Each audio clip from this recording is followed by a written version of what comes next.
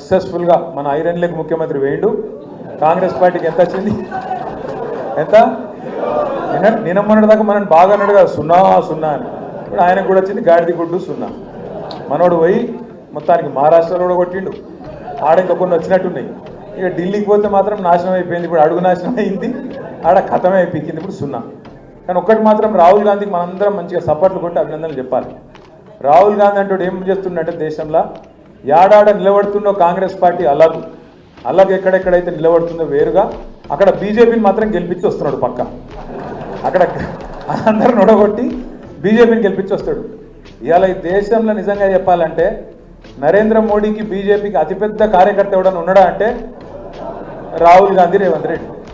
బడే బాయ్ చోటే బాయ్. మీకు అందరికీ మన తెలంగాణలో కూడా సిల్కర్ చెప్పినట్టు చెప్పిండు కేసీఆర్ సార్.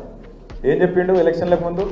అరే కాంగ్రెస్కు దబ్బన ఓటేస్తే తప్పిదారి, రైతు బంధు రామ్ అవుతుందని చెప్పిండా? అయ్యిందా? ఇప్పుడు